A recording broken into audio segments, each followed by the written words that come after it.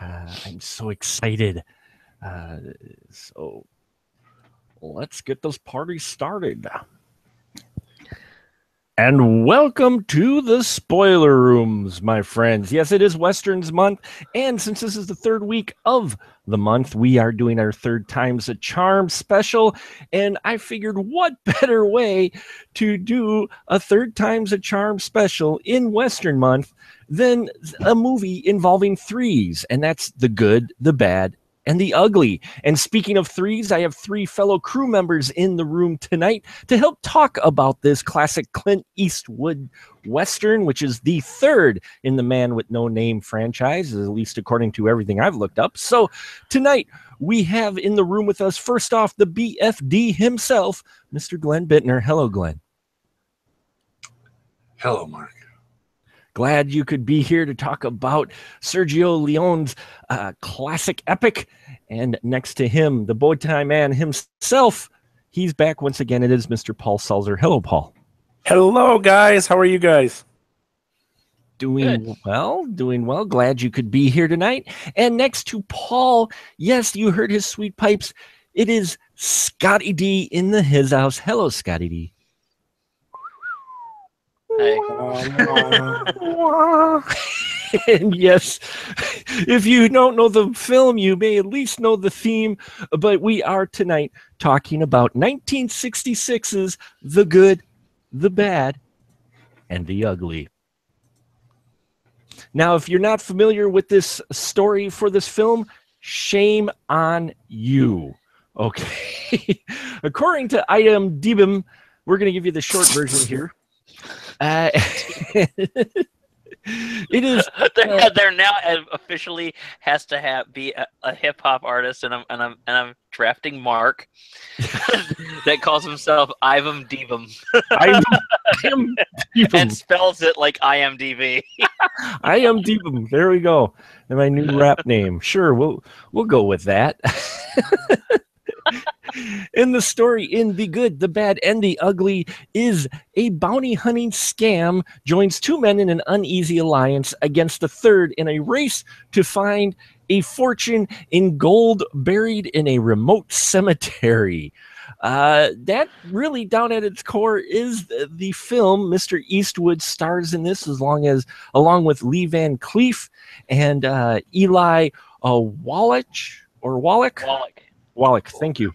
Good. Yeah, I'm horrible with names. And this film, well, I'm trying to contain my excitement, as you can tell, but we're going to go down the line and just get initial thoughts like we always do with the films. Glenn, when you first saw Good, Bad, and the Ugly, how'd you feel about this film? When I first saw it, I don't remember when I first saw it. I was pretty young.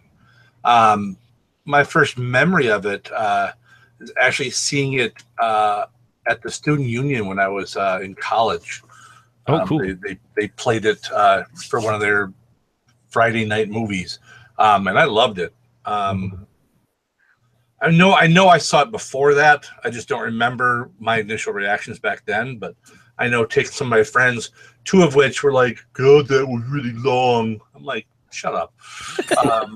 Yeah. Those are the same ones who would only watch anime if it was dubbed horribly into English. I'm like, oh, subtitles. This is before you had any good actors doing voice work. But yeah, so it's one of my favorite Westerns of all time.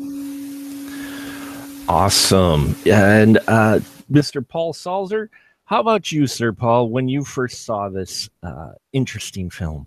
The first time I saw this was today. Wait, seriously? No. Seriously, because I am not a Western guy. And you look in that the IMDb, whatever you call it, that description does not entice me to want to watch this film. So I never watched it. I watched it because I wanted to expand my horizons. You give me this opportunity, and I said, okay, I'm going to get out of my comfort zone. I'm going to watch this Western. And I liked it. I really enjoyed it. Yes, I feel like Simon at the end of, the table. It's like, surprise, I liked it. No X's from. No X's for this. Well, that's great. That's awesome. I'm looking forward to hearing your perspective on some of this, since it's with fresh eyes. Considering you are the horror guy, so I can understand. But I'll definitely be interested in some of your perspective on some of this stuff as we go forward tonight, today's episode. And Scotty D, Good, Bad, and the Ugly. You always have a great story with a film. Do you have one for this one? I do. Hey, It's not a very detailed story, but I do. If there is a reason why I love Westerns to this day, I credit that with two movies, Good, the Bad, and the Ugly, and How the West Was Won. But I give the edge to Good, the Bad, and the Ugly. This was at a time, set your minds way back, kids, to the 80s when all your TV stations, your major TV stations and your syndicated TV stations, yes, there was such a thing called syndicated TV stations, all used to show movies during the week. Hey, there's nothing. Alf is a rerun. Good news. There's a movie. There's like 2 movies playing on different channels. And Good and the Bad and the Ugly was this one that ran, I want to say, on, I don't think it ran on Channel 11, so I think it was Channel 5 WNEW in New York. And they, of course, they ran it over 2 nights and just threw tons of ads in it, I think. Because it was, the old cut of the movie was 2 hours and 41 minutes, and they didn't really cut anything. And I saw this movie. Now, Westerns for me, I always associated with that with like my older relatives. They're kind of boring. I didn't quite get it. I associated with them, talking around, like sitting around talking over the movie just about inane bullshit and how they didn't like certain like types of people where I didn't understand what the problem was, old values, like, so you always think of it like you associate with like this really like throwback way of operating, at least from my perspective. Then I see this thing, Good, the Bad, and the Ugly comes on. Clint Eastwood, Good, the Bad, and the Ugly. I'm like, hey, cool. I've heard of this movie. I'm going to check it out. And I'd seen this. This is the first time I'd seen anything Sergio Leone or anything like this. The first Western I actually ever sat through. And I watched both nights of it. And I was just blown away immediately because you see this beautiful, you see like this big, wide, open vista, cropped for TV. Yeah. And then the screen is filled with like the ugliest face you've ever seen. And it continues to shatter all the illusions of the Western. It has this it has an even bigger epic grandeur than all the John Ford movies. It has it has even more like action and set pieces like that than the Howard Hawks movies, and yet it's turning everything on its end. Like there's good, but there's not really that good. Nobody's really a good guy here. It's like, so it puts all the notions of heroism on its end. It's violent as hell. You got into what the characters were really talking about. Like, holy crap, I've never seen anything like this in my life. And this is like back when I was a kid. I saw this movie probably the first time when I was like 8 or 9 years old. I was hooked. I immediately like sought out the other spaghetti westerns, the Sergio Leone ones, and it was hard to get other spaghetti westerns for a very long time until the gray market and then DVD happened. And thankfully, it's a lot easier now. And this is what really made me realize that westerns could be more than just the old farts talking about their racism, and it could be like something really wild and original. And it also made me look at those other movies that I never watched before with my own eyes and appreciate those more, apart from being able to like disassociate myself from it, because this was disassociated from anything I had seen before. So yeah, I'm a huge fan. I did not get a chance to rewatch this movie for the show tonight. I didn't have time. I didn't have a chance to do it. I've seen the movie 60 times, so I feel fine. I think outside of Paul, I think a good number of us have watched this multiple times. I know I rewatched it last night, and I was just excited about it as I was the first time I ever watched it, which I was young. It was on cable, and I sat, and you'd heard about it, and you're like, okay, well, we'll sit down and watch it. And, I watched it on one of the movie channels or whatnot, and I'm engrossed, and all of a sudden it ended. I'm like, holy crap, I've been sitting here for over 2.5 hours. I didn't even realize that because I was just so into the film. And oh, yeah. And rewatching it again, very few films get me still as excited as if I'm watching it for the first time. And in fact, it's even better because you know what's coming. And so you just can't wait, for that part. You're like, oh, this is going to be the part. And so for me, this is one of my all-time favorite Westerns as well. And, it's one of the reasons I wanted to talk about tonight, because there's so much good stuff in this film, especially how it opens. I love how this film opens because even though it's called The Good, Bad, and the Ugly, we are first introduced to the ugly, and it's not a very long intro, is it, Paul? But what'd you think of the introduction to the ugly character? I thought it was great. I thought it was interesting that there was no dialogue for the whole beginning part of the film, and the beginning part actually gave me something I never knew. So I may have never watched the film, but I've always heard the song. The Good, the Bad, and the Ugly song, right? And that part that everybody remembers, that yeah. I never knew what that was until I saw the film and then realized, oh wow, those are coyotes. That's the sound? Give me a break. I didn't know. Oh my God. You have to watch this film, and you have to watch it for how it's like right away that you get this wonderful wide shot, and then without even that weird transition that you normally get, this guy steps in front and it becomes a close-up shot, and it's just beautiful. Outstandingly beautiful, and that gets you into the film, and then you get introduced to this character that I originally thought, okay, this guy's the guy I'm going to hate throughout the film, and they changed me. They completely twisted me around. So yeah, they did a good job of introducing Tuco as this guy that you're supposed to hate, and then they just do a good job with him. I can't gush over, and I have to say this is my favorite Western too, because, well, this is probably the only Western. So there. Yeah, I love the introduction to Tuco in that first opening scene because the sound design too. You don't, all you've got is the wind and these guys. You don't have dialogue. In fact, for 9 minutes and 30 seconds of this film, the first 9, you don't have any dialogue. I figured it out. It's impressive, but. Glenn, what'd you think of the? True, there's one guy who goes. Oh, that's not good dialogue. Okay. You're right. Well, there is Mr. Paul Seltzer. I set the bar so high. Yeah, I do. I'm Simon. Remember, I'm the Simon character here. It was awful. Glenn, what'd you think of how they introduced Tuco's character? I mean, he doesn't get a long introduction, but they established that, yeah, he may be ugly, but he does have some skill, right?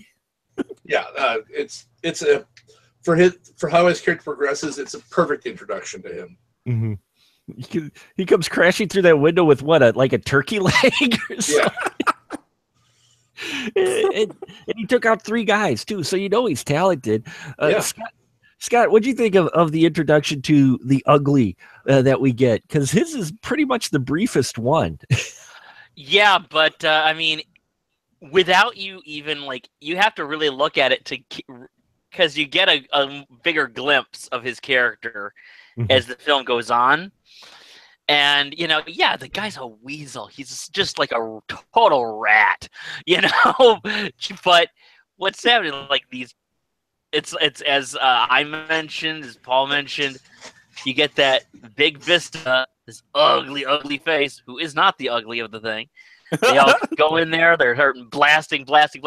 This guy comes out. He's still holding his turkey leg. He's still doing this. The freeze frames on him. The Ugly. No, he's like constantly running, constantly fighting. He's the Ugly. His life is survival. Everybody else is like always. It's basically everybody's always trying to get ahead in this movie. And his is probably the most like lowliest, but it's the most honest. You know, everybody like, you know, the other guys we're gonna meet, one guy kills for a living, but has his own code. The Clint Eastwood character is always like manipulating and have got something ahead of somebody else, but he has his own code. Tuco doesn't have shit. He doesn't have shit for a code, but he's constantly surviving and constantly running and just trying to stay just right out of range of that bullet that he knows has his name on it. And that's the thing that you get right as soon as he's introduced in the film. Yeah, you do. You get that. And, you know, the fact they have him offing 3 guys who come after him make you realize he's not just going to be the schlep of the 3, you know, right off the bat. And also, yeah, you're right. Now that you mention it, Tuco's character out of everyone is probably the most genuine, the most honest character, because he has no shits to give about what you might think of him. Because you know, you get that scene later on with Tuco, and we'll get to the other characters a little bit, but I want to talk about Tuco more because you're right. His character really has the most interesting, probably, growth over this whole film. But you get that scene where he makes it to the well, we'll get to that in a little bit, where he gets into the shop, because we find out later with the Good. Let's talk about Mr. Eastwood and the Good. Who's not that good, is he, Glenn? Not really, no. Not only that, who's he working with? He's working with Tuco. He's working with the Ugly. Right? So, yeah. What'd you think about Blondie and him working with Tuco? Is that a little bit of a turn for our, you know, Western hero kind of working with someone who you think is kind of supposed to be the bad guy? What was that? Do you think that's just a bit of a turn to the normal expectation for a Western, where you have the good guy kind of working with the Ugly on an extortion racket? It's yeah. I mean, it's definitely different. I mean, there is no like real hero in this one like you get in most Westerns. Mm-hmm. So in that regard, especially when, you know, this is 66, where, I mean, a lot of your Westerns are still on the lines of, you know, a lot of the John Wayne is starting to get in his decline and stuff like that, but you had very much the good guy, bad guy, and this kind of says, not as much. Yeah, it surprised me the first time. Excuse me. It surprised me the first time I saw that, and then you realize, oh wait, he's working with Tuco. That's a bit of a twist. Paul, this was your first watch. What'd you think of the fact that our quote unquote hero, or Eastwood, who's usually associated with being the hero, is actually doing this with the Ugly? At first, I honestly did not like it. I like my heroes to be up there, heroic. You know, like Glenn said, I set my bar pretty high. Right. And so, yeah, but eventually I kind of saw what they were looking at as being good in the character. And I think that was important for me to realize, was that in the situation and of all the people around him, he is good. But at right off at the beginning, I didn't like him because it was like, wow, you are a cheat, you are a scumbag, you're cheating people for the money, you know, the good citizens of all these little townships, and you know, for all the money, and he just kept doing it. He's working with the Ugly guy. Later on, he works with the bad guy. So it was like, wow, you are not a hero. And I mean, like, and I kind of sort of blamed him for the anti-heroes of today. Thinking back, you know, it's like, is he the reason why everybody likes the anti-hero? But yeah, eventually he got to the point where he did grow on me, and that sudden realization of realizing that in this world, that is the good, right? So. Right. Yeah, especially in this time period that it takes place, that is more of a good than some of or many of the other people around. Scotty D, how about you and Blondie working with Tuco and the idea he's an anti-hero? Would you agree with that? Yeah, he absolutely is an anti-hero, and like Paul just mentioned, like, was this the reason why the anti-hero is so popular today? It's part of it. Yep. This is really the first yeah, I would say probably this was the first real introduction to an anti-hero that I had seen. Okay, yes, Han Solo. You know what? This guy's a lot worse than Han Solo. Thank you. So maybe Han Solo is technically first, but let's be honest, this guy, Han Solo is Sir Galahad compared to this guy. It's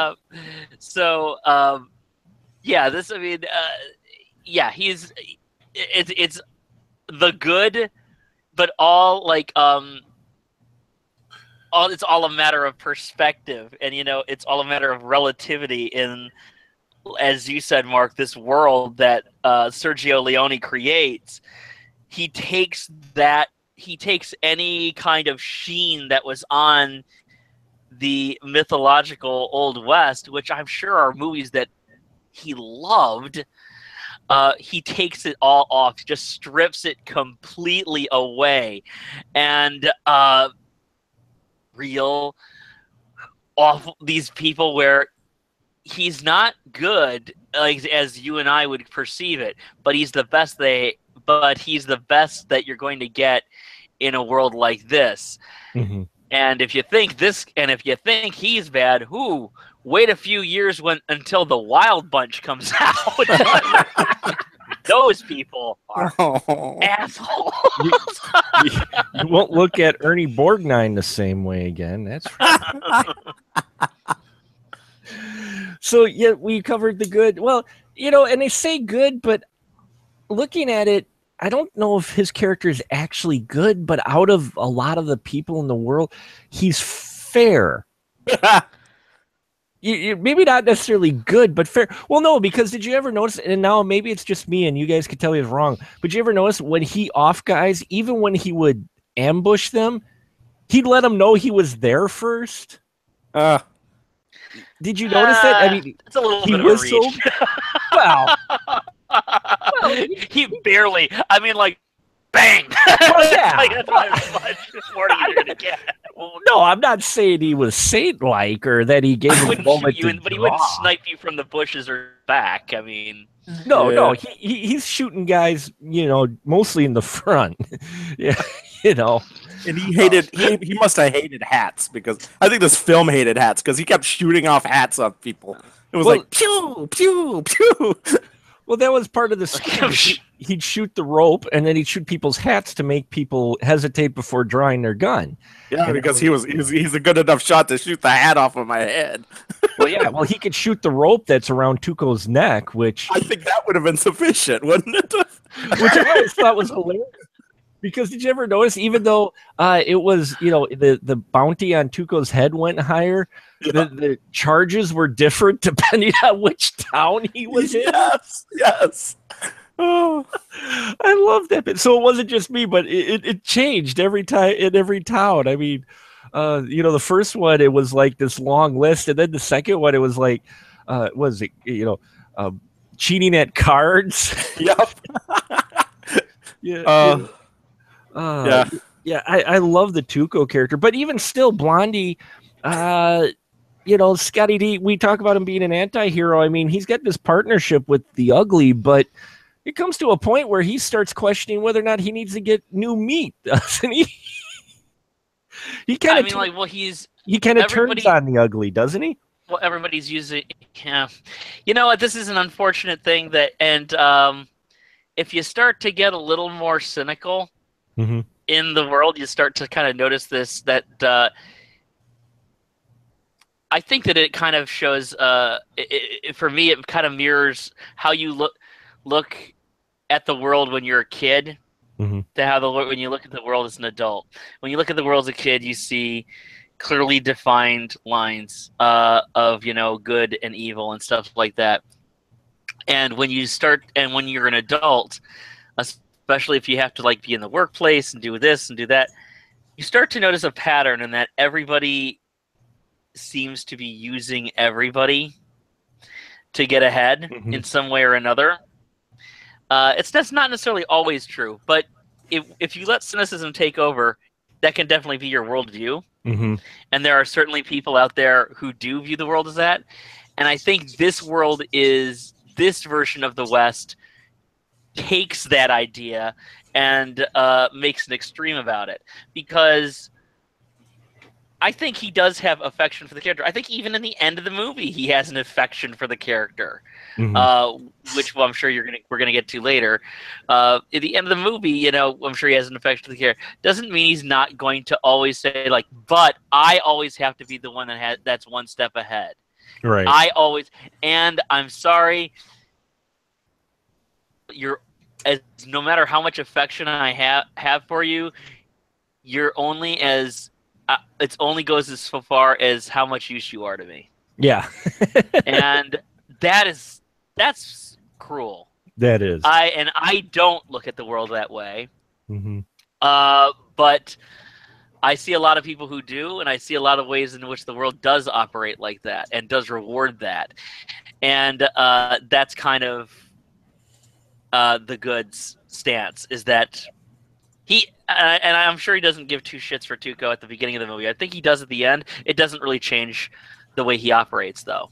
No, it doesn't at all. But no, you're right. He doesn't care as much for Tuco in the beginning, because he leaves his ass in the desert, like 70 miles. Like, if you hold your breath, you'll make it. It's like, holy shit, dude. Yeah. But that did give us some. He's only good as good. Like, because look at this. Like when Tuco actually makes it out of the desert, catches up to him, always the survivor, and holds him at gunpoint. Nope, you can't shoot. And so the guy that he was working with then, on the same scheme, he was working with somebody else on this thing where he'd capture them, shoot them just as they're about to get hanged. Well, lets the guy get hanged. What kind of remorse does he show for the guy who actually gets hanged? Well, he gets the eye twitch. He gets the eye twitch. Just is like, oh, sorry. Sorry. That's a tough break. That's it. That's all this person gets. I mean, what I love about the abandonment scene was another development with Tuco, who, again, as we mentioned before, I think is the one that grows the most throughout this whole film, though there isn't a huge amount. But we get a more introduction to him, and he gets into this shop. And what I love about this is because even though he's the ugly, he's not dumb, is he, Glenn? Because he's looking at revolvers, and what does he do with the revolvers? Oh God, I'm trying to remember the scene where he's putting them. Where he's he kind of assembles his own gun, basically. Yeah, I'm blanking on it because I'm remembering the fact that the whole scene apparently was improvised, because he had no idea. He knew nothing about guns. Did he really? Yeah, he knew nothing. They just told him just to do whatever, and he improvised this perfectly, where he just kind of puts the stuff together. He makes a Tuco gun. Pretty much, yeah. He makes a Tuco gun. I love that scene because it showed some depth to his character, that he's not just the ugly guy, who's looking out. He's actually has some knowledge to him, which I love that whole scene with the convenience store guy, basically. Scotty D, what'd you think about this? You think it's added kind of an extra level for Tuco to let you know that he's not just a thug, if you will? Well, it's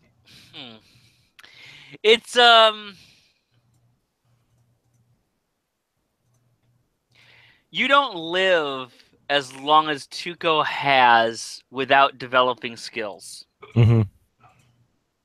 And it's all that survival thing that not to beat a dead horse here or beat my point into the ground or whatever, but it's all those survival skills. It's that idea that, you know, there's a lot of green kids who get out there and they start shooting shit up and everything like that, and and they're usually dead in a few years. Mm-hmm. Tuco looks like he's been doing this for a while. I mean, at that point, I mean, even in the 60s. Eli Wallach was not a young man. Mm-hmm. He was, you know, middle-aged, I'd say, at that point. Or, well, not even quite that for him. The dude lived almost 100. But just shy of it. And so you don't live as that long. Like, you learn to survive. You learn to thrive in your field. If you want to get ahead in any field. If your field is, you know, being a seamstress, you learn all the skills of the trade. If your field is being a lawyer, you learn all the skills. If your field is being a good-for-nothing outlaw son of a bitch, you learn everything. You know how to survive. You know how to survive on your own. You know how to bandage up your wounds. You know how to, you know, rob the right people. You know how to assemble guns. You know how all this stuff. And so this guy, he's a total snake. But the thing about snakes, they're kind of hard to kill.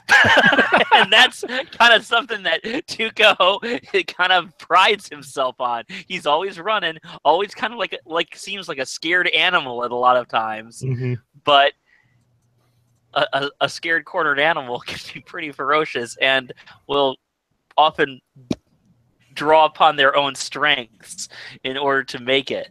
And I think that's what you're seeing. He's developed these skills as much as the Clint Eastwood's character has. Yeah, I agree. He just, well, and then you get the scene too where he gets the drop on Blondie because he gets his own minions and they track Blondie down, and Eastwood takes out 3 of his minions, but he gets the jump on him by sneaking up behind through the window, if you will, which, you know, our good guy doesn't see coming. So he does know how to survive, and he's a slippery SOB. Now, and the one person that we haven't touched yet that we'll talk about right now is Angel Eyes, a.k.a. The Bad, played by Lee Van Cleef. This boy's introduction still gives me chills. Paul, how'd you feel about when we first meet and those first few scenes with The Bad? I loved him as a villain because it really, he did feel like The Bad. I mean, there was no watering down of this character. I thoroughly enjoyed him. I love the idea that they gave him the nickname of Angel Eyes because it kind of is that weird juxtaposition. You know, he's got these heavenly eyes, and it was a good character. I loved that and he was smart. He was able to basically go in there and get the information that he needed, and then he ends up double-crossing his employer. But he does it in such a way that fits within that code of the bad guy, and I thought that was smart. And it was like, if I was going to be a bad guy, that's the bad guy that I want to be, even though I don't like being the bad guy. Well, in this scene that we first see where he comes up on this family with this guy that he's been employed to kill, we don't get a lot of dialogue or anything, but man, he just exudes, you know, he's bad, you know, and he comes in and we get that scene where they're eating soup too. And Glenn, that part where we get to introduce to the evil and he's sitting there eating the soup, that scene with really no dialogue, isn't that just like a great way to set up just how bad this guy is? Oh yeah, it's a great setup for his character. You know, and then he gets that what I love is that expression he gets when the guy mentions the gold box. Because he didn't know about the gold box. It's like, oh, okay, no, I'm going to play this off. Wait a minute.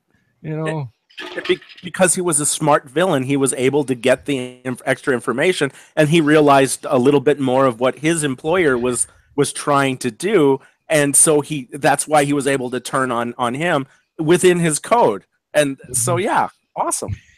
Well, yeah, because the guy offers him $1,000 to go off his employer, so he offers the guy through the table, no less, into the head. Which right there too, I'm just like, oh damn, okay, this guy, he's got some serious precision, and then he offers his employer. But yeah, I just love the expression he get and how Lee Van Cleef plays this. Scotty D, how'd you feel about Lee Van Cleef and his introduction into the film?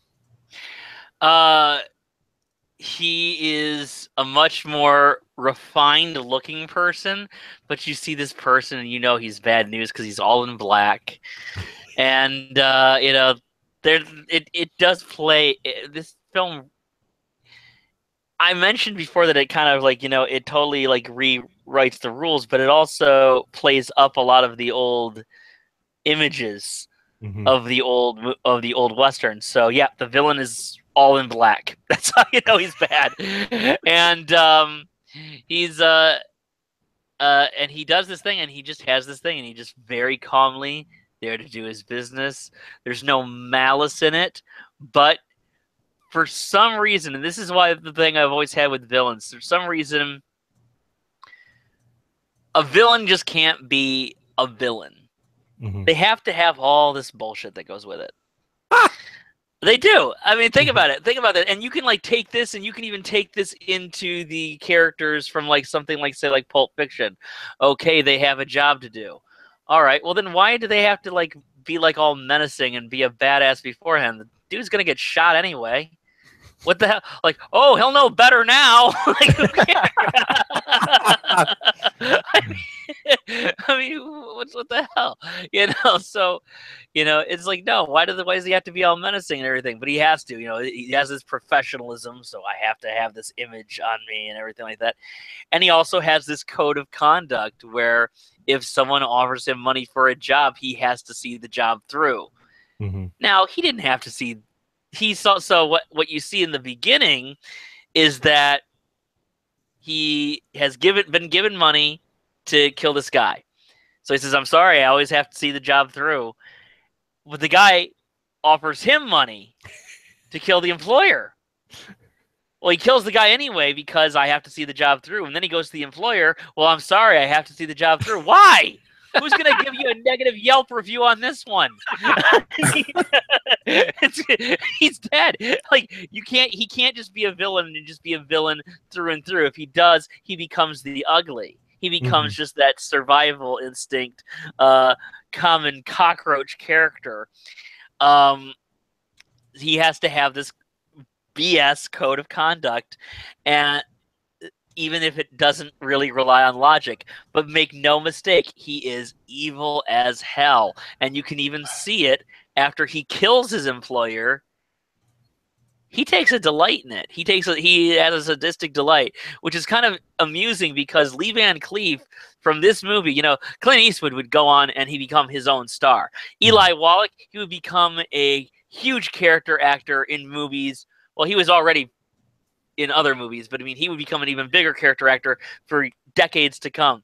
Lee Van Cleef, his career was given such a boost, and he just kept doing these spaghetti westerns, usually as the hero, or at least the anti-hero. You know, Right. Yeah, all those movies. You know, Death Rides a Horse, and I think Sertana Savada, one of them, he did those, and you know, the Big Gun Down and all that stuff. And he was usually the good guy. In this one, he is pure evil, and with that comes this very hypocritical, established, accepted way of doing things. Yeah. Which is, you know, if you look just beyond the surface, is like, you know what? It's all BS. You're just a sadist. You know, I like that about this guy, this character. I think that was a really clever way to paint a villain in the movie. I love all three of these characters. I think they're just written so well. and they have more depth than you might expect from a Western in many ways. You know, and we don't get too much into the backstory of pretty much the only person is Tuco. Is we actually get any kind of backstory with the other two? They're pretty much straightforward, good and bad. And you know, Tuco is the one we learn about his family with the scene where you know, after the desert where he was just about to kill Blondie. We learn about his family and everything. We don't really get that with either one of these other two characters at all, which I've always found interesting. You know, with this. I like that because I think it keeps those two extremes. You know, you're supposed to have the bad, and you're supposed to have the maybe a little bit good, and then you have the guy that bridges them together. And between them, the Tuco character is how we can get basically it gives permission for Clint to be the good and only the good, because we don't have to worry about his story. We're getting Tuco's story, so at least we're getting that. And with Angel Eyes, it's just the same thing in the opposite direction. He doesn't have to have a background or story because we have Tuco's story, you know? Right. And so it just basically gives them permission to be at the extremes. And I think it was clever to have the three characters, because the normal dynamic of good versus evil, you know, it would just be you couldn't do the same thing. You would have to dive into their backgrounds and their motivations. And with the ugly character being there, it was a smart plot thing. I liked it. Well, and it's interesting because you have good and bad, so you actually have this character. I think, you know, how a lot of movies, I always try to think about, you know, which character maybe the audience, you know, the movie's being told from, you know, to the audience, who are they supposed to be in the film, so to speak. And I honestly think you don't expect it in the beginning, but you're supposed to be Tuco. In this film, Glenn, would you say Tuco's actually the one that you kind of latch onto the most, or that maybe they're intending that the audience latches onto, though you might not expect it in the beginning? Or am I off on that? I think he's the one that is the most interesting. And I think that does, you know, it attracts the attention. I mean, in no way is he meant to be the person you root for, but I think some people probably do. And again, that's because, you know, it's yeah, he's a weasel, but I mean, technically they're all kind of weasels, right? Just that, you know, one of them isn't quite as weaselly as the rest. So, but yeah, I mean, there's definitely, I mean, I think he is by far the most interesting character of the three. Yeah, and one of the things I find most interesting about, and it always surprised me when I first watched it, because I hadn't seen, you know, the movie posters, nothing when I was young. I still watched it, but today, still watch it. I think it's interesting. They put it against the backdrop of the Civil War. And I get the impression that even though you have these three guys at odds at each other throughout this film, there's a back and forth, and one's on the brink of death, and the other, at least between the ugly and Blondie, it's set on the Civil War, and every time they look at all the guys in the Civil War, they get this you get this feeling like they're looking at them going, "What the hell are you guys doing?" Paul, did you get that feeling, or that surprised you? It was set, you know, where it was in the time frame with the Civil War still going on. Yeah, well, it kind of is. It is a hard thing, but I did notice that as well. And it might be just an observation of, okay, so maybe they're kind of like the audience too, where they're watching in surprise and awe at this life that's going around. Because even despite the Civil War, and that this is true of the Civil War, even though we had these warring sides, they still had citizens going on with their own lives, you know, and kind of trying to survive. And that was kind of like symbolic of throughout the movie, they would constantly refer to like the cannon fire, and you would hear the cannon fire, but it'd always be in the distance. And then you would see sometimes the explosions here and there, and then you would see the soldiers, but they were never like really in the middle of it until they got to that one scene where they were kind of showing the battle. Right. Up to that point, it just seemed like they were in the background, and so it was kind of my way of interpreting that people go on despite of what's happening around them. You know, they have their daily lives, and like Scott had said, this is kind of like everyone is trying to survive, and that was kind of the point of showing them this type of dynamic. So yeah, that was a good observation, and I saw it, but I couldn't put it into words until just now. So cool. Yeah, I them setting it, and it even plays in a part because our heroes find themselves in a POW camp.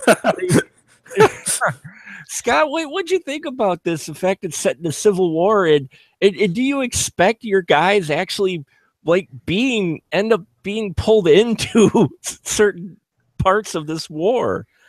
Well, this is such a fascinating part of the story, precisely because a lot of these movies either take place after the Civil War or they just don't touch on it at all.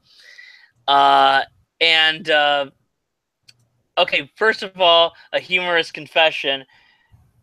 Whenever I get mixed up in my head over which side was the blue and which side was the gray, I remember the scene where Tuco and the man with no name see the soldiers coming.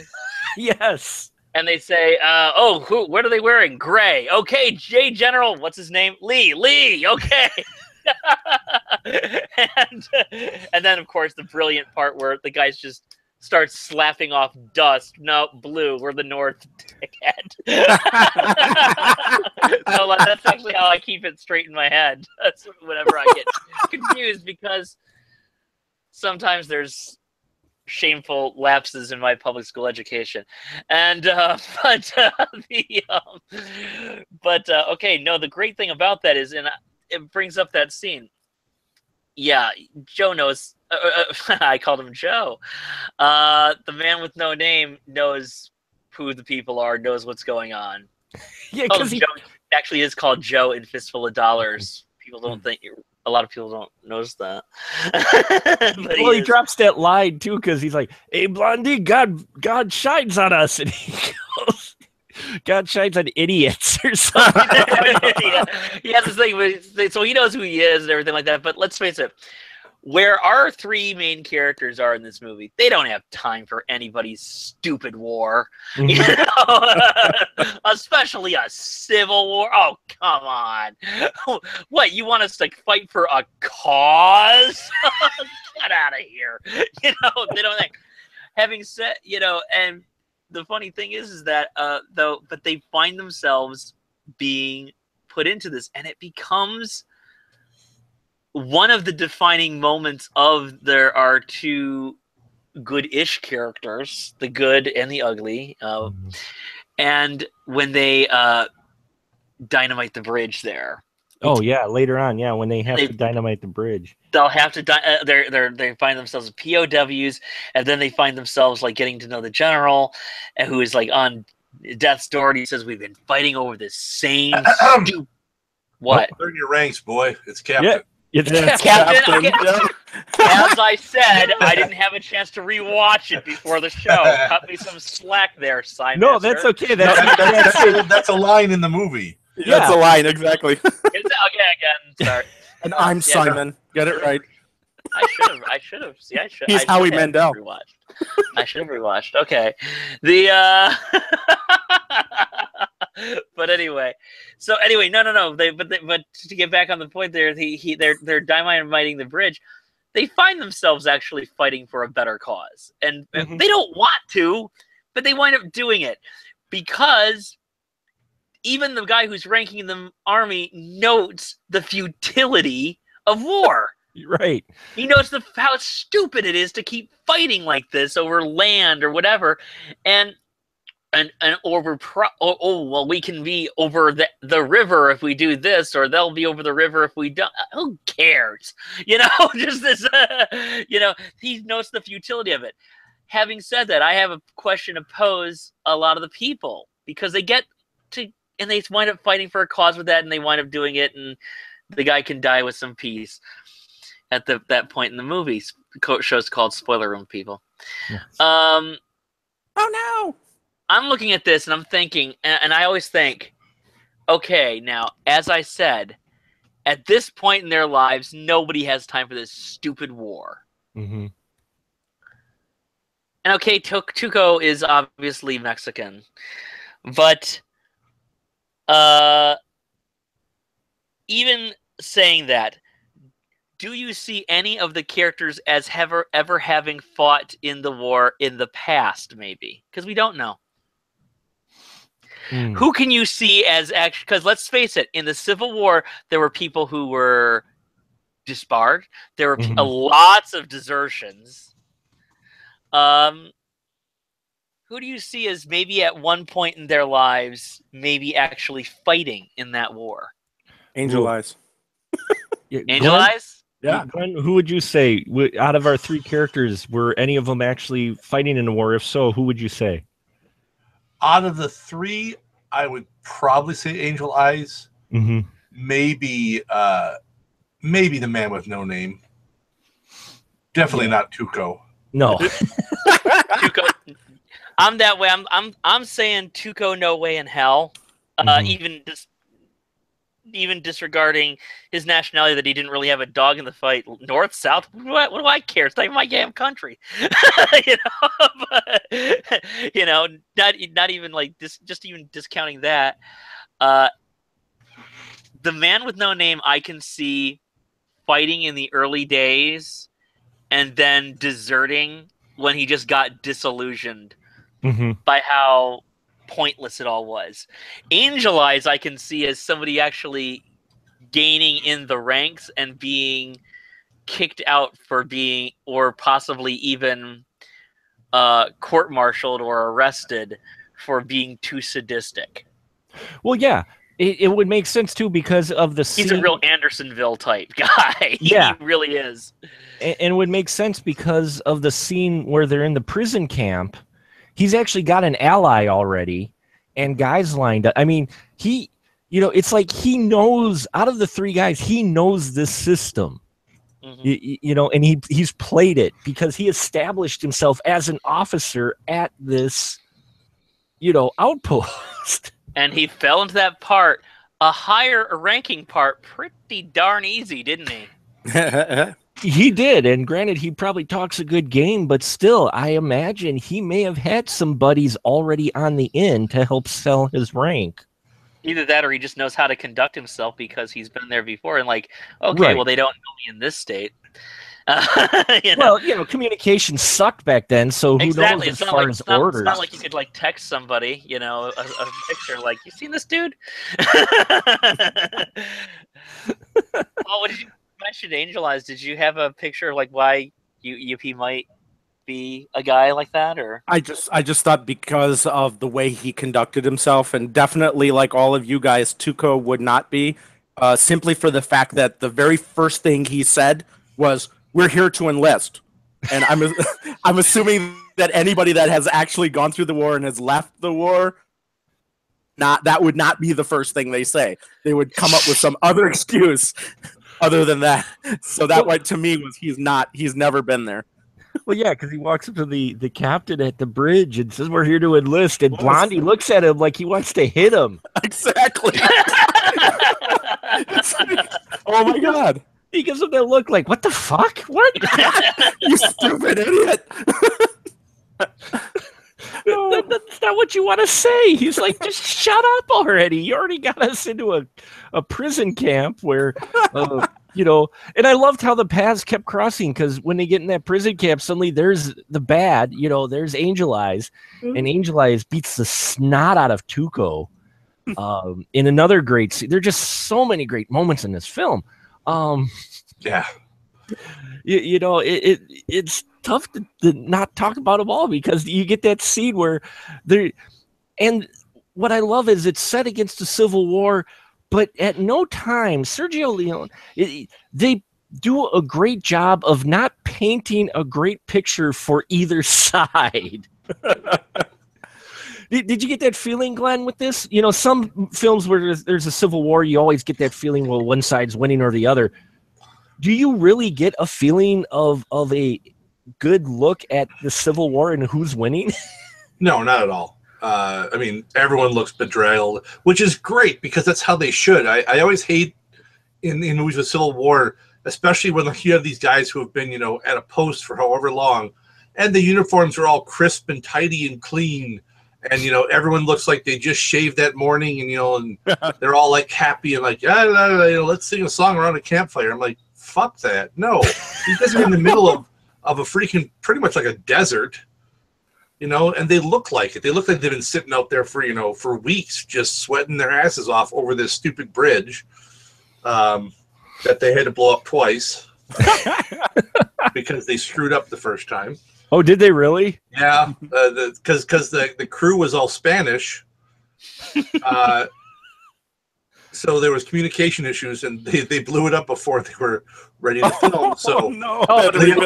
Leona's just like, take lunch, and while they were at lunch, they had to rebuild the bridge so they could blow it up again.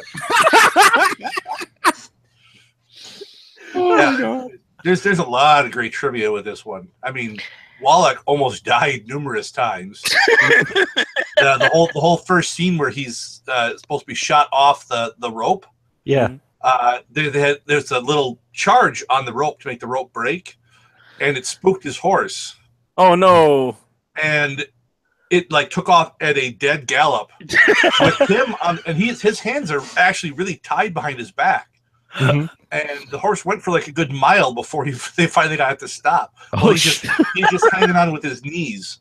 Oh shit! I heard that story. Yeah, the scene where he cuts his handcuffs with the train. Mm-hmm. Leon wanted it to look like him, so he was not a stuntman, so he was actually there, and they did 2 takes. And when he looked at they were looking at footage of the first take and realized that there's a metal step that you to get up on the train cars. Missed his head by about 4 inches or so. Oh, and then in the final scene at the end with the bags of money, they used acid so that when he would hit it with the shovel, it would break open. Yeah. And they stored the acid in a bottle of soda. It was like a brand of lemon soda that Wallach drank. And he started to take a sip of it and then realized just at the last second that, this isn't soda, this is something else. So he almost drank. So it's like the movie tried repeatedly to kill him. But, which I think is just so fitting because of the character of Tuco, who constantly almost dies so many times. So it's like I can imagine asking him, so was it hard getting into character? Nope. It was not hard getting into this character because I almost died numerous times. Oh man! Wow, that's awesome. I had heard one of those stories. I had not heard the other one, so that was immensely entertaining.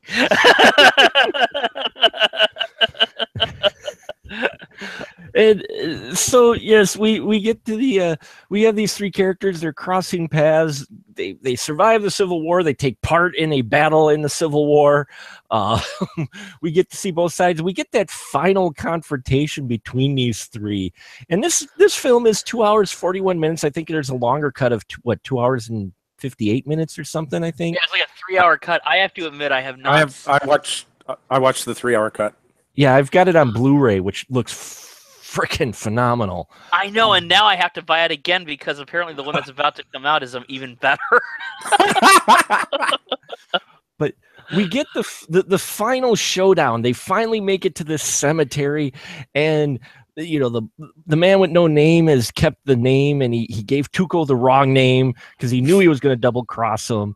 And while they're there, the bad shows up, and we get the final standoff. And if there is a summary, a great summary, I think, of the cinematography, editing, everything about this film, I think if you look at this final sequence from when the Blondie picks up the stone and puts the name, quote unquote, of the grave on the stone, that whole segment is just beautiful. Scott, what do you think of this final showdown between the 3? Good, bad, and the ugly. I mean, is this scene and everything, the way about it is it a good payoff for what you go through with this film? Oh yeah, I mean, Leone loved basically kind of there's a lot of people working in Italian cinema that were doing their bit. What he did with the spaghetti westerns that was different, and he was pretty much the one that kind of started the whole spaghetti western thing, and like then they just like made like 1,000 of them after him. But the one that he did so well is that he would take these time-honored traditions and he would put it up on another level. So this takes the showdown. You know, take a movie like High Noon. That whole thing is like about a showdown, and then you have like all these other movies that are about a showdown, and they're meeting the person at dawn and at noon in the middle of the town square. Well, this isn't in the middle of town square. This is in the middle of a cemetery. They're all surrounded by these tombstones, and death is in the air, and it's not just like you see one's on one end of the street, one's on the other side of the street. No, we get the whole thing where you got this musical scoring with they really show you the distance between them and how evenly spaced they are, and it's not between two people, it's between three people. I mean, everything is so like it's that thing where you see like it's something you have seen before, but you watch it and you say, I've never seen anything like this before, because what he is doing is so next level, just taking that tradition and like putting it into a whole other realm and really pumping up the operatic mythology of the thing. And that's what it's doing. Well, yeah, because you get a good, like, solid minute or something of cuts, cutting between them. First, wide shots, medium shots, close-ups of their faces, close-up of their guns. The music's starting to build. Oh, man, Glenn, how'd you feel about this final sequence? Was it a payoff? And would you say this was, like, a great culmination of this long movie you go through? Oh, the end is perfect. Mm-hmm. I absolutely love the ending. I mean, that standoff is just great. And then the way it plays out is perfect. Yeah, you're right. Because it and what's funny is the way it plays out, you look at it, you go, oh my God, that happened. And you're like, of course it did. You're like, did you not pay attention during the whole movie? Of course this is how it's going to end. Paul, since this was your first viewing, what'd you think of this final sequence in this showdown? It was amazing. I also was like, oh wow, I've seen this in other movies, and I know that this came first. So it was kind of like, oh, so that's where it came from, and it was very interesting. I just wanted to add a fact that so if any of you guys are interested in gamer theory or game theory, they have actually got formulas based on this type of duel. I think it's called Trial or something like that. I'm probably mispronouncing it. But they've got actual formulas based on accuracy of the person and all sorts of weird little things. And you can determine who will win the fight based on these mathematical formulas. And that tells you how much of an influence this one scene has had on people, that somebody actually spent the time to come up with abstract mathematical formulas to prove who's going to win. Which, I mean, like you said, if you've been paying close attention to the plot, you knew who was going to win. You knew who was going to win because, but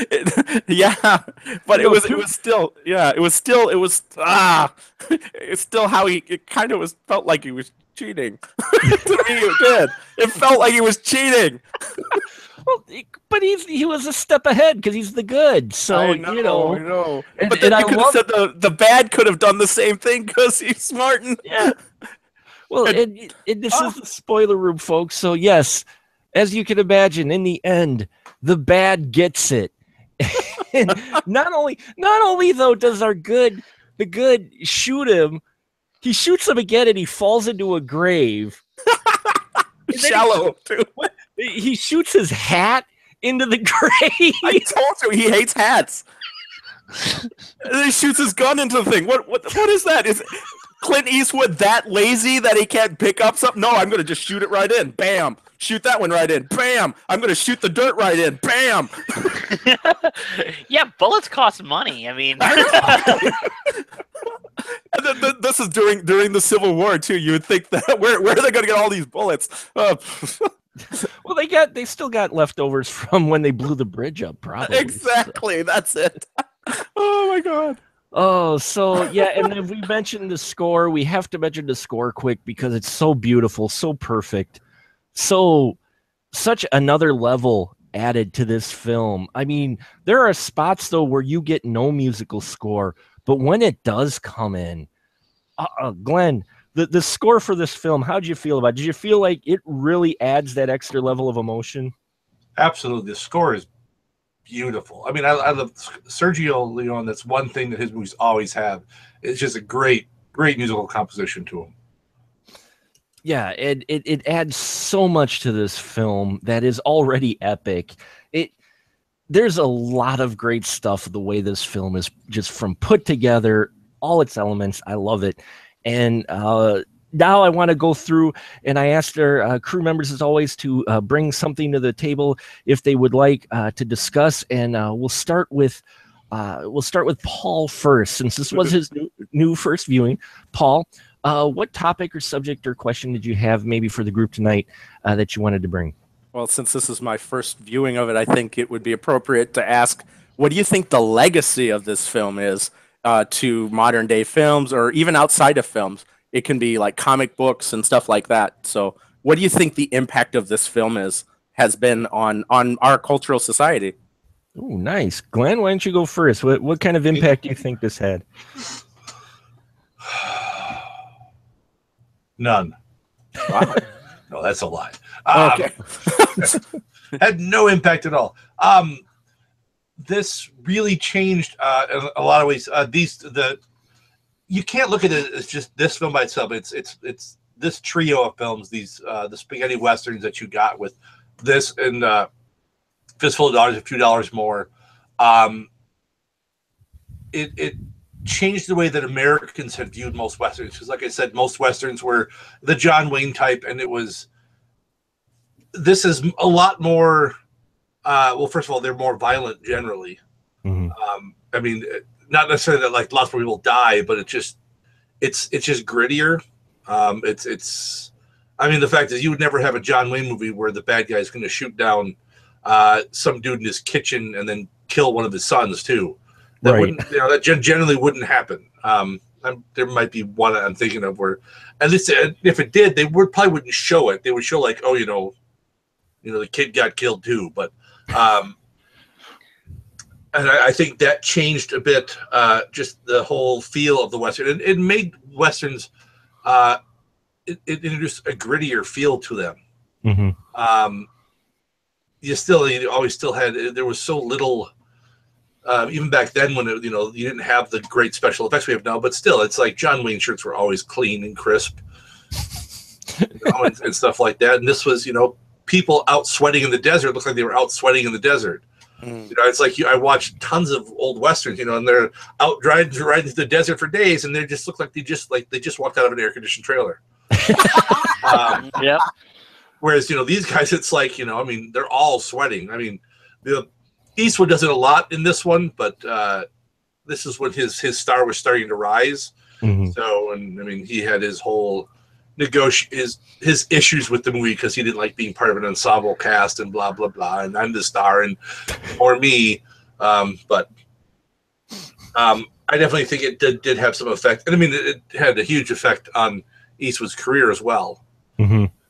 And I mean, that's great especially this movie was pretty much kind of the idea for it was kind of made up on the spot. So when they were trying to sell off they were trying to get sell the rights to American distribution for the first two films, and like, oh, do you have more? And they're like, sure. It's about these trio of bums who wander around the Civil War trying to steal money.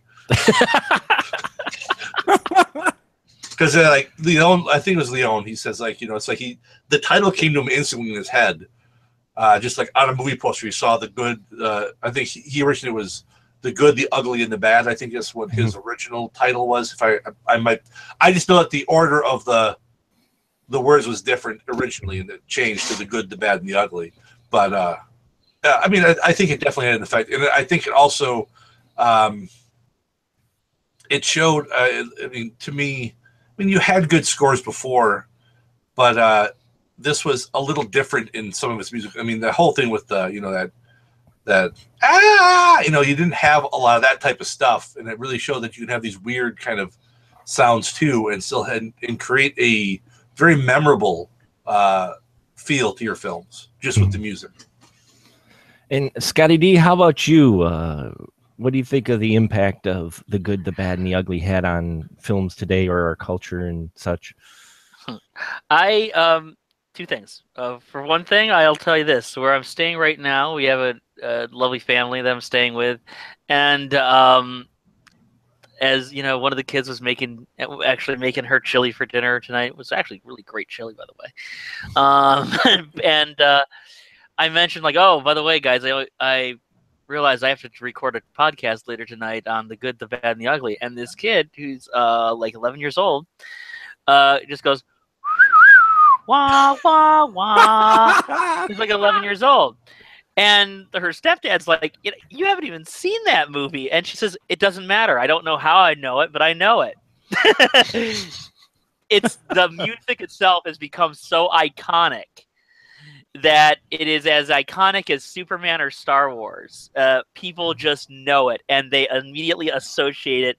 It becomes associated it becomes associated specifically with this movie and with this type of Western in general. Mm-hmm. Also, as a film itself, this movie is it is pretty much the punk rock Western. And I will explain this. You know, even though it's like whoa, it's 2 hours and 40 minutes. It's like huge. It's instead of being small. Yeah, but we had the singing cowboys, you know, with the rhinestone, you know, stuff. The people look like they came out of the trailers. Glenn was saying, you had the John Wayne movies, which of course I'm on record on 2 of these spoiler room episodes of saying I absolutely adore. I love. This was no, this is rough. This is mean. This is dirty. This is sweaty. It is really, really down and gritty. And I think without this movie, there's always the question of if the Western is dead. And a lot of times it kind of seems to be. They don't make them like, I mean, it used to be like one of the mainstays of the cinema, and now you're lucky if you get a couple theatrically released each year. Most of them straight to video, and not a whole lot being produced as of that. Adds that. So, but without this, the Western didn't survive. Period. Mm-hmm. It just didn't survive. They didn't make the movies in the mid '60s and in the '70s, and they didn't try to have the revivals because, and they wasn't still the interest in further generations, because this was the reaction to it. I mean, it was kind of like in the '70s how you had AOR music artists and you had progressive rock artists, all of which I love, by the way. I'm a huge fan of those musics. Punk had to happen, though. It had to say, you know what? You're kind of straying a little far from what this actually is. And The Good, the Bad, and the Ugly, what Sergio Leone did, and what people like Corbucci and others did afterwards, is that he said, yeah, but let's not forget the wild in Wild West. Let's not forget that this was a time when people were struggling. This is a time when people were just doing whatever they could to, you know, stay ahead of the hangman's noose. And let's really play with that. And that's what you got with this. And because of that, that sparked enough interest that it managed to survive. It managed to create a whole different type of Western, and it managed to allow the other Western to flourish throughout history and not just become some little footnote in cinematic history. So I think the legacy of this movie goes far beyond even these movies. Well said. And Paul, the answer to your own question, what do you think? I think it did have a huge influence, like the others have stated. The music is iconic. You can hear it, and everyone instantly thinks either Western or this movie specifically. You know, with tumbleweeds. I don't remember there actually being tumbleweeds in this film, but that image always comes when you hear that song. And you see it parodied a lot in a lot of different things. You see inspiration from this film, like the three gunfighters pointing guns at each other. And there was one scene in particular, because I do like comic books, and there's a scene where they're showing Blondie with the cigar in his mouth, and I swear that was the scene of Wolverine with the cigar in his mouth. I swear it looked just like that, and I was like, wow. So that's where that came from. Yeah, I get probably. Oh my god! And so yeah, that was this. Surprisingly, and I'm glad that I watched this film, because it's all this stuff that I didn't have a connection to before. Watching this film, now I have a connection that I can tie these things into, and it's like, ah. Thank you, Mark.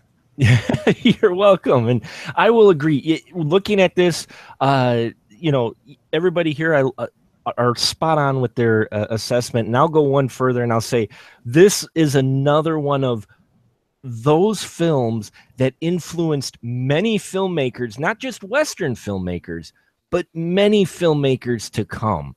Namely, watch this film and watch a Quentin Tarantino film. Yes, thank you. I mean, in a way, I mean, he's just one of the many. But, you have Seven Samurai and Kurosawa who's influenced. But this film is also Sergio Leone with The Good and Bad and the Ugly. You look at the way some of these scenes are shot, and some of this stuff has actually been abandoned over the years for a narrative and how to set up things. But when they do come across those scenes, like you mentioned with Wolverine, they're there. If you've seen this film, you can spot the influences that this film had in how not only the Western, but just how this film is put together. We mentioned it's 2 hours and 40 some minutes. It does not feel like that. At no point do you really feel like that with this film, because just when you think things are going to start to slow down, they pick right back up again. But stuff is the thing is constantly moving forward, which is impressive among anything. You get longer films nowadays, and we joke about it, how the average film nowadays is like 2 hours long, and they don't need to be necessarily, because a lot of those films, if they feel like they have filler or whatnot, and they don't have stuff that's actually moving the plot along. This one, it's constantly moving, and they're always moving forward. No matter what, if you think about it, these guys are always heading towards the treasure. Even when they're in the prison, they're still heading towards the treasure. The way this narrative plays out is great. And I really think people should watch it, because you can see the influences. And yeah, as mentioned, the music, even people who've never seen it, Metallica uses Ecstasy of Gold, which is a fantastic piece that plays when Tuco reaches the cemetery and starts searching for the grave site. That music is iconic. Metallica opens every one of their concerts with that track. And it's that impactful of a film. And yes, I agree. It not only impacted cinema, but culture, and it's still around today in its influences. So, well, good question there, Paul. Scott, how about you? Did you have a topic or something you wanted us to talk about? Well, it's kind of a question. It's more of an observation, but Sure. So I'll do is I'll make it, and I'll say, kind of like do the Weasley Tuco thing, and just like say like, so what do you think? Anything to add to that? Sure. How do you see this? Do you agree? Do you think I'm full of it? Whatever. Mhm. Is that I look at this film, and Leone really loved playing things up. I can't remember if I mentioned this on the True Grit episode or not, but on the commentary for that movie, they bring up the idea that all these Italian spaghetti westerns and everything were, like a lot of Italian films of the day, were shot without sound. Mm-hmm. And were dubbed in later so that they could get them all for domestic and international markets. So they were shot without sound. Sergio Leone, wanting to play things up and make everything bigger, for his pistol, why does everything seem to have an impact, like boom, boom, boom in the movies? For his pistol shots, he used rifles and shotguns. Oh, The sound. And for the shotguns and rifles, he used cannons. And this kind of plays a part. I look at this and I say, this film, I think, exemplifies an Italian tradition. We see it in how the Italians handled crime movies. We see it how they handled horror movies, for sure. Of this tradition where you can look at it and you can see, like, oh, how it's drawing upon the great Italian painters, like in the cemetery shots and everything like that, and the tableaus that Leone does, but also opera. I don't know about you guys. I'm not no expert, far from it, but I really like opera, and this has these films are so operatic with their villains and their heroes and their double crosses, and just when you think things are like straightforward, no, they're more complicated, and everything somehow seems bigger than it's supposed to be. This great operatic tradition, I think I see Leone, what Leone did, and the spaghetti westerns as an extension of that operatic tradition and the tradition of the classic Italian art forms. I see it as another step forward in that. Okay, that's my statement. I guess my question is, does anybody else see that? How do you think this plays a part in how the Italians handle different, do you see any Italian tradition in how they did this and how they would handle things, other genres to come, like horror and crime and all that other stuff? Ooh, good question. Paul, what do you think? I would definitely. I didn't notice it until you brought it up, so that's why I'd have to sit back and try to mill over it. I probably want to watch this film with that in mind and try to see it. But yes, I can think about it, and going back with my memory, I can see, yes, it was big and it had a lot of these operatic style to it, and I'm definitely going to watch it again and determine that. As for would I like to see that sort of stuff move forward? Yes, definitely. I would like to see that sort of stuff in horror, although not everywhere. I don't want it to see every single film be that way, because then of course it'll get boring and stagnant, and it'll be just like a monster screaming at you on the screen every 5 seconds. I don't want that. But yeah, it would be nice to have a few movies that kind of go over the top. Maybe a gore porn type film. I could definitely see that being something that could be very over the top, maybe with the blood geysers, which I hate so much, and that sort of thing could be there.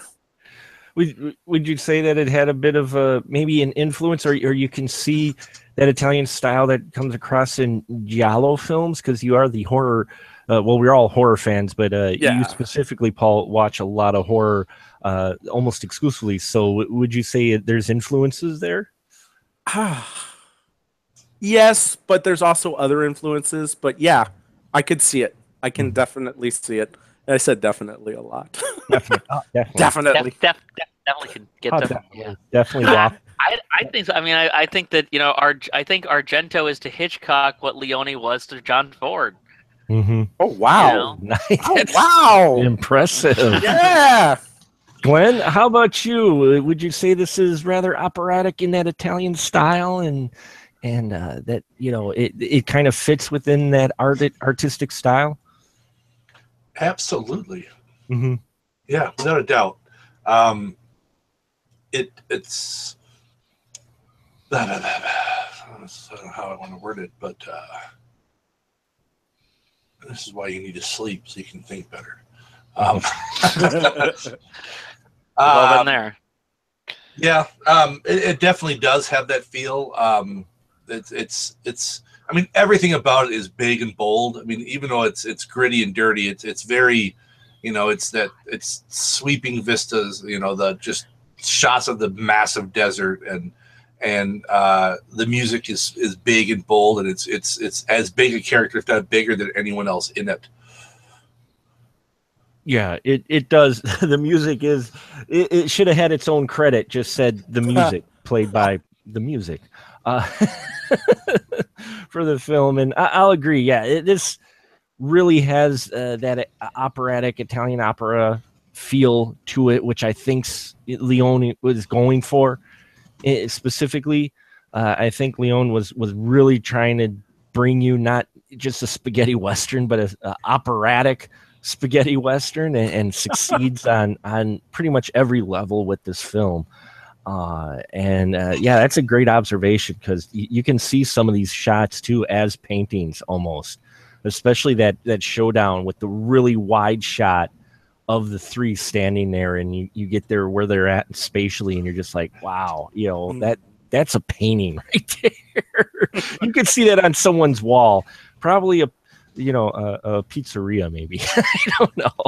That would be awesome. That would be awesome, wouldn't it? Only they're standing around a pizza. No, there you go. Anyway, now I've gone off the rails. But Glenn, how about you? Did you have anything at all that we might not have touched on already that you want to talk about with the film?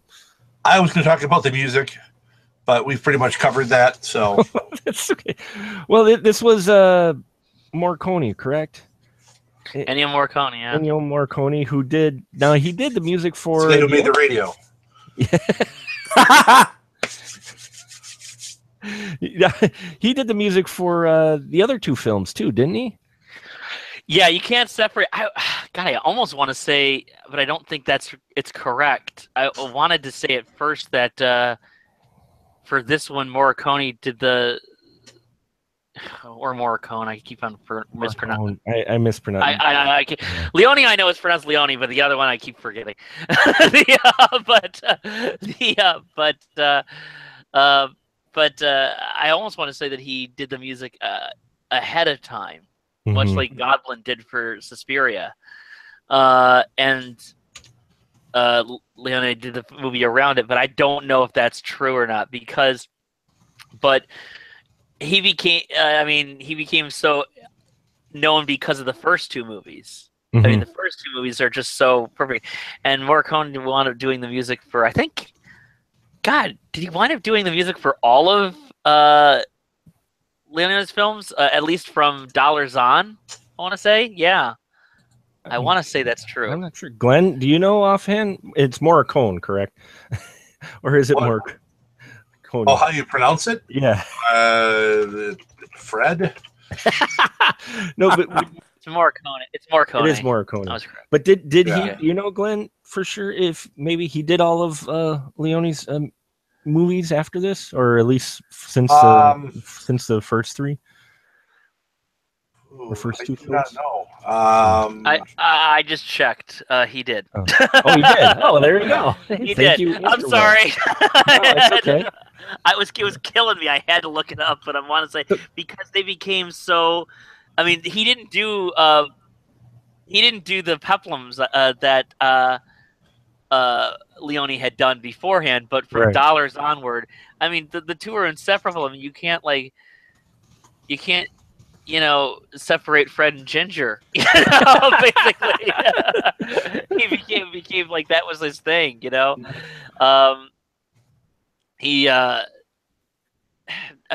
Point me like until you got to like those John Williams scores from the mid 70s, early 80s. I mean, I think you'd be hard pressed to find another composer that was so irreparably linked with another director.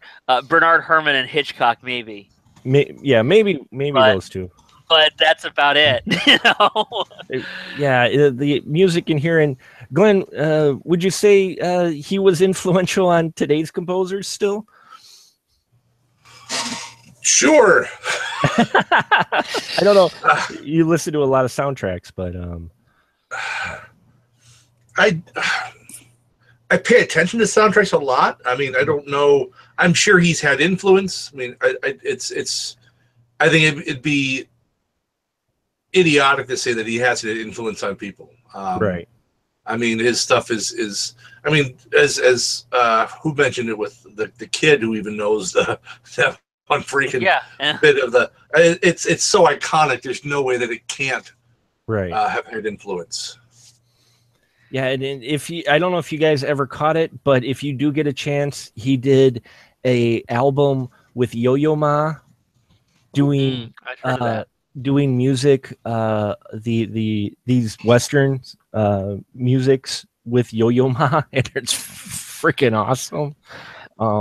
Morricone did so many hundreds of scores, and sometimes he would reuse stuff a lot. But I mean, he did so many scores for like the Italian films, and then Hollywood films, all sorts of films, and you know, he'd wound up grabbing great thing. He did another one of my favorite scores that he did much later in his career, or at least 20 years later in his career.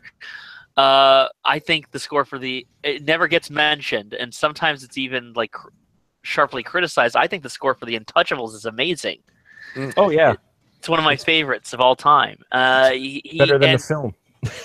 Oh no, we will have words about that soon. But I love that movie.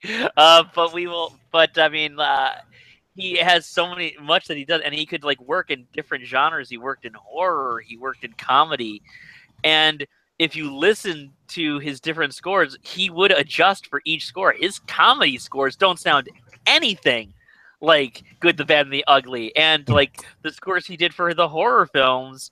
Whether he was working for one of the major Italian filmmakers in the 70s, or whether it was like his original score for The Thing, it doesn't sound anything like Good, the Bad, and the Ugly. He could adjust, but he had like just tons of talent and such a wide range. He knew exactly what fit for whatever he was doing.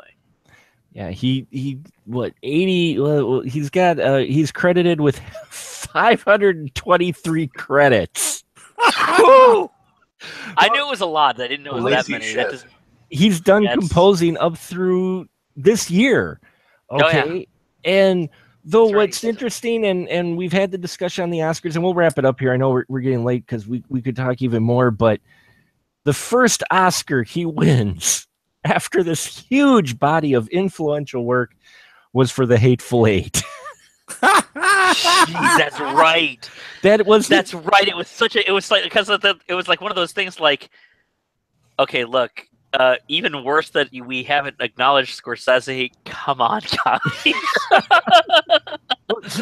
And what's funny is he's got great scores, and he was actually only nominated 7 times for Academy Awards. That's crazy. And the funny thing is that some of Hateful Eight, I think, was an original score, and some of it was stuff that he had done for earlier films. Well, it supposedly, from the story that I know heard, part of it was unreleased or undid score for The Thing. Yeah, some of it was like for The Thing. I want to say there may have been a piece from Exorcist 2 as well, but I'm not sure. But yeah, stuff with The Thing, like when they're like approaching the thing, they're going out of the house or whatever at night. In that sequence, you can hear it. Yeah. I mean, he did win in 2007 the honorary award, but for the actual Oscar proper, the first one was 2016. And yeah, he's got some good scores in there. The Bugsy score, Untouchables, The Mission were all nominated as well. But, you know, Hateful Eight, which I think is one of more of those Oscars where, okay, you know, here you go. We're sorry. I mean, it's a great score, whether it was originally intended for the film or not. It's a good film. It's a good score. But that's kind of like the here's your award for best score, aka the We Fucked Up award. You should have had 20 of these by now. Yeah, here you go. We're sorry about that, man. Yeah, here you go. So there you have it, folks. And this is a third time's a charm. We're going to wrap it up. You can gather what we're going to answer, but I will pose the question anyway because it is our special series. So we'll go down the line quick. And folks, my fine crew members here will give their answer, and then they'll also let you know where you can find them at. So Paul, we'll go with you first. Would you say third time's a charm for a film like this? I'm going to have to say yes because I haven't seen the first two. Well, shame on you. No, I know. But I'm gonna have to say yes. This third time's the charm because this was a fantastic movie. I'm going to assume that it carried on the tradition in the first two. So and where can people find you at when you're not here? Well, right now I just really want to focus on promoting the Northeast Wisconsin Horror Film Festival, which takes place the second weekend of October. All proceeds are going to go to the Time Community Theater in Oshkosh. And if you want more information about that, please check out newhorrorfest.com. That's newhorrorfest.com. Fantastic. And Scotty D, is third time a charm for you? And where can they find you at? Well, yeah, absolutely it is. I mean, this is the best capper to a trilogy you're likely to find. I mean, no matter how much you love another franchise, few people are going to say Godfather 3 is the best one. Few people are going to say that Return of the Jedi is the absolute best one, even if it's great. This one really is. I mean, this was the best of the three. And you know, he would go on even further and make another great spaghetti western with Once Upon a Time in the West later on. And it is probably my, along with The Searchers, my favorite western. When people used to ask me my favorite movie, I used to give them a top 5, and this was on it. Nice. And so, yeah, it's absolutely fantastic. And then you can reach me at my very little updated website, movieocrity.com. And you can also catch my web series, Movieocrity, at vimeo.com/channel/movieocrity. It's on YouTube as well, but do the extra work. Vimeo has all of them. Yeah, and it has the boobs. So it has the boobs. It has more boobs on Vimeo. Which, you know, why y'all like on YouTube happy? Like, ooh, YouTube. You know how they treat people? You know, unless you're talking about like the end of days or like talking about why women complain too much, you don't really have a channel on YouTube anymore. Go to Vimeo. They got everything. Very artsy. And Glenn, I imagine what your answer is, but go ahead. Is third time a charm for Good, Bad, and the Ugly? And where can they find you at? Isn't 3 the perfect number? Yes. Yeah, but I've got 6 more bullets in my gun. Yeah. Yes, third time is the charm. And that's, I'm not even getting into the fact the whole third time's the charm makes it almost seem like the first 2 weren't worthy, but they are definitely worthy. But yes, this is the best of the 3, at least in my correct opinion. Yeah, definitely a charm. As far as where you can find me on YouTube with my sadly neglected B-Movie Bunker page. You can find me on gncast.com with the gaming podcast I do, The Adventure Party. You can find me at guyinabunker.com, also on Facebook with Guy in a Bunker, B-Movie Bunker, and follow me on Twitter at Guy in a Bunker. Fantastic. Thank you very much, gentlemen. And I will also say, yes, third time is definitely a charm for the good, the bad, and the ugly. This film is not just a good Western.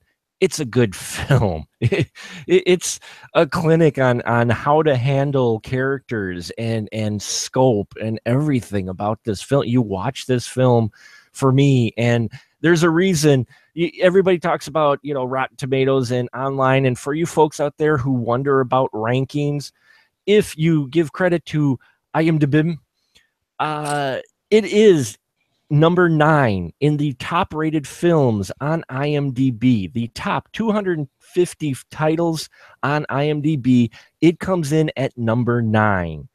It's just under Return of the King for Lord of the Rings, okay? And it is the only Western until you get to number 30, which is the other one which we've mentioned here, which is Once Upon a Time in the West. So, Nice. and that falls in at number 30. But this film, yes, folks, if you're a cinephile, if you enjoy good movies, even you don't even have to enjoy Westerns. If you just enjoy good movies that are entertaining with a character or two that will just pull you in and keep you interested throughout and make you wonder how it's going to play out. Well, listening to this now, you know, but still check this out. It is amazing. And don't let the runtime scare you. Okay. See why this film really is an iconic film in cinema and a very influential one. And if you want to catch more of our episodes, you can head over to iTunes and Stitcher Radio, where you can catch us there on the Spoiler Room podcast channel. You can also head over to Special Mark Productions for our Spoiler Room archive, as well as anything else that I work on if you're at all interested there. We will be winding up our Western month next week with The Quick and the Dead, which will be interesting because it definitely is an interesting transition from doing this film to going to The Quick and the Dead, which is a completely different type of Western. So I'd say it's I'd say it's heavily influenced by this film, though. We'll definitely talk about that, and I could say yes, it is. We will see the influences from The Good, the Bad, and the Ugly in our next film as well. So stay tuned, all my friends out there. Thank you so much for listening to us. And now say good night, everyone. Good night, Good night, everyone. everyone. Wah, wah. Hey, oh, hey, oh, oh.